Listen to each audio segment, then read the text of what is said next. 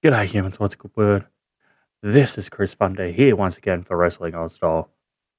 Rudy is Alex is away today, but we are going to preview AEW All Out 2025 from Canada.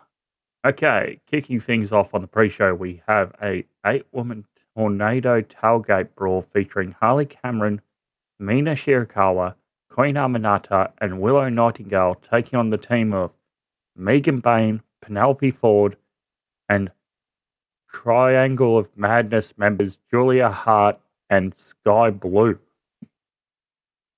I mean, if this is on the pre-show as well, my pick here would be Harley Cameron's team gets the win there, and they sort of further the storyline there between Cameron, Nightingale, and Statlander. We'll get to Statlander later on. Second match on the card here is Daniel Garcia versus Katsuyori Shibata. Should be a fun little pre-show match here where Garcia's recently turned heel, and he should get the win. And third match here on the pre-show, we'll see the Opps in a tag team match, not defending their trios titles. Members Samoa Joe and Powerhouse Hobbs taking on the WorkHorsemen, Anthony Henry and JD Drake. That should be a good showing for the Opps to get a win here on pay-per-view pre-show. All right, kicking off the pay-per-view here on our 13-match card. Jesus. Okay, we have Edge and Christian Cage taking on FTR, Dax Harwood, and Cash Wheeler, along with Stokely in their corner. I think CNC here get the win. But there is that rumor that Edge's contract is up later in the year. But then again, who's our tag champs at the moment? So you could pivot to a eventual tag team match. I think CNC here gets the win. We have the Hurt Syndicate of Bobby Lashley, Shelton Benjamin, and MVP taking on Ricochet and the Gates of Agony members Bishop Kaun and Toa Liona. I think they've got a new name if I remember. I'm just going to have a quick look. No, nothing official I can see. Okay. So yes, where was I? All Out. Hurt Syndicate versus Ricochet and Gates of Agony. I mean, Gates of Agony and Ricochet should lose. You've got people in a tag team division in a trios match, and you've got your trios champs in a tag match. Yeah. Following that, match number 6, we'll see Mercedes Moné defending one of her 9 titles, the TBS title, against Riho. AEW still hasn't had a women's champion be both world and TBS champion. Will the first person be Riho? I don't think so. I think Mercedes is going to retain again for some goddamn reason. Excuse me. We have an advertised coffin match of Darby Allin versus Jon Moxley. Darby, I think, only lost one coffin match in his AEW career. It's sort of like his signature match, like early Taker with the casket match. I think Kane's is, at one point in the Attitude Era, Kane's was the Inferno match.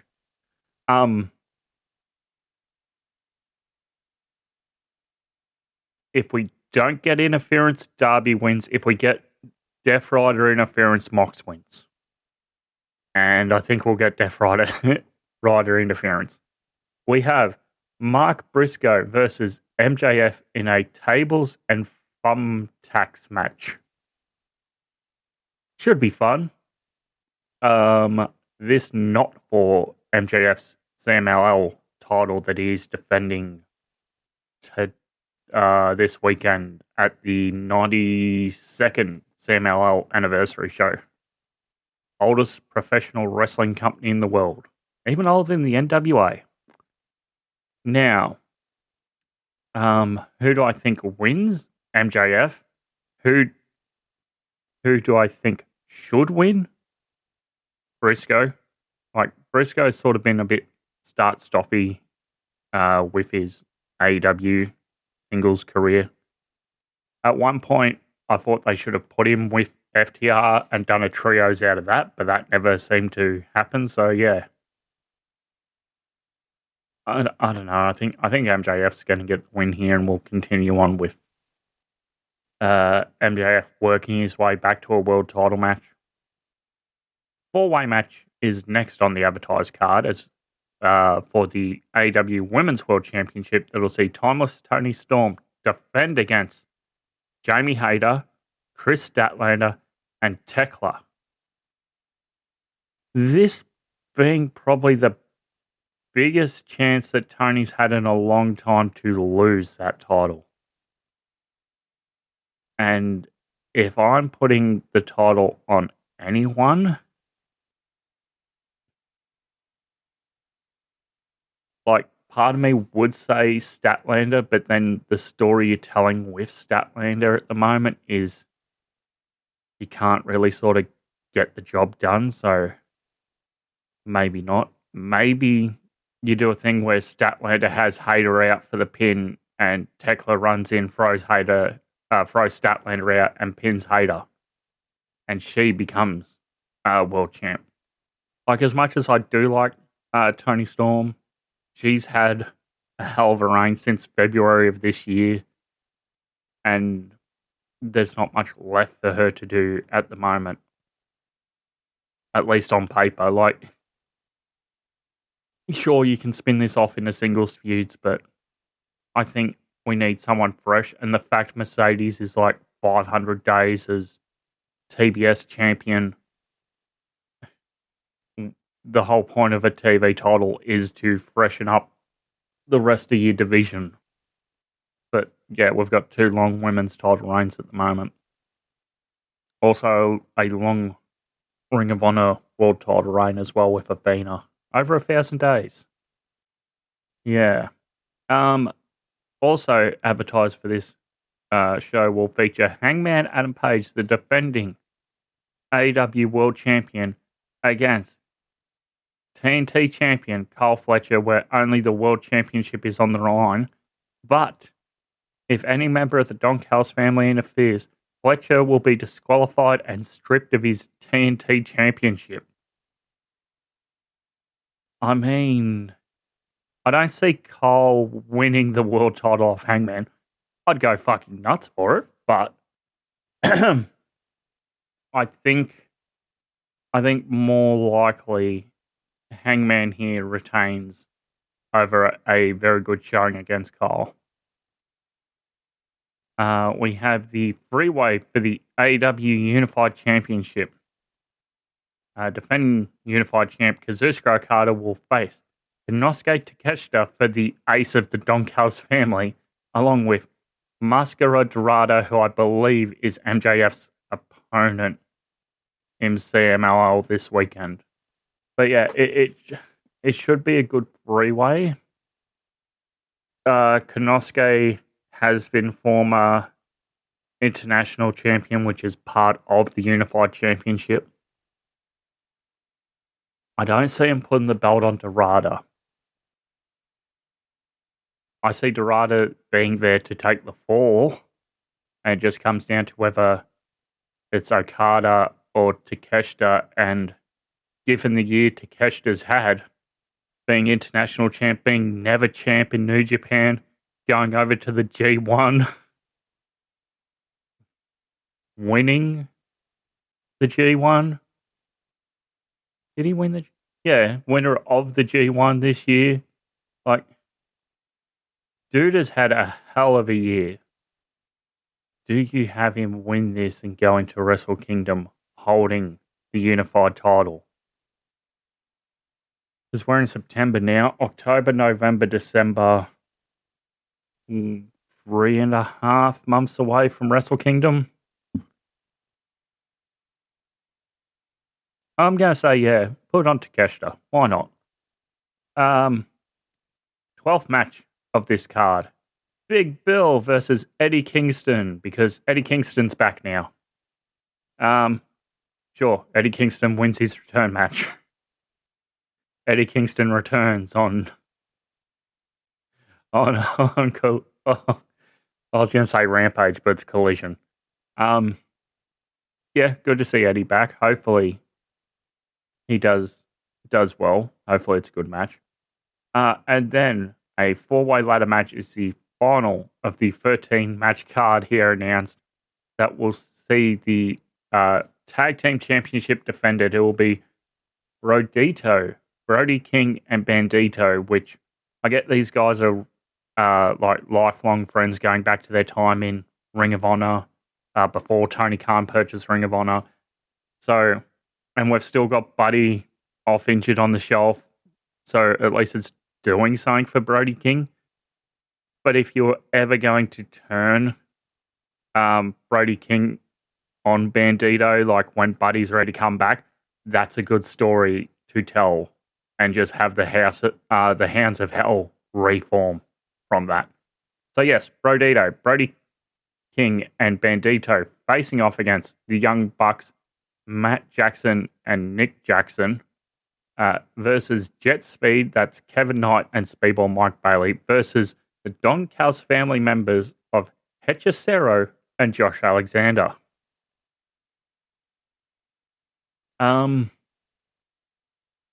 So who do I think retains? Actually, that's a good point I just thought of. This is Canada, and we have two different Canadians in this match. So we have Jet Speed that features Speedball Mike Bailey, who's Canadian, and we have the Don Callis family that features Josh Alexander, who's Canadian. Oh, both of whom were real prominent during that past few years in TNA. I'm just trying to think now. Who would I give the nod to in that situation? I mean, depending. So let's think about this. It's sort of a de facto number one contendership, but not really.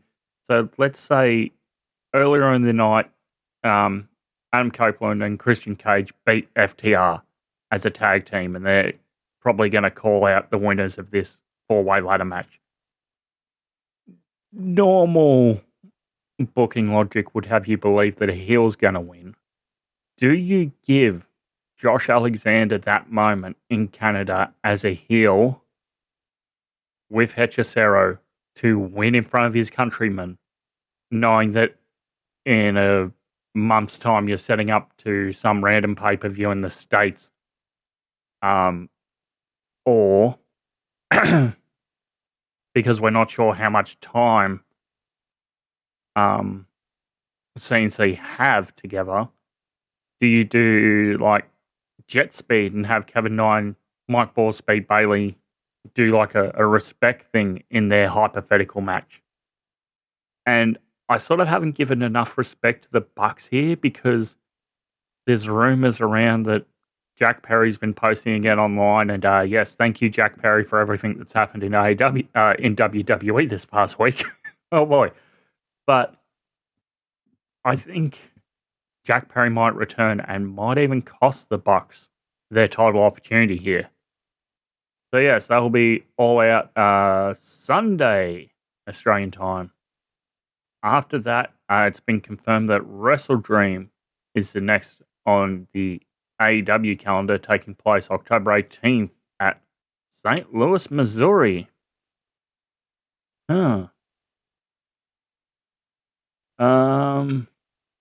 But nothing really announced for that yet. All right. So yes, that is AEW All Out. Have a lovely time. We will chat to you next time.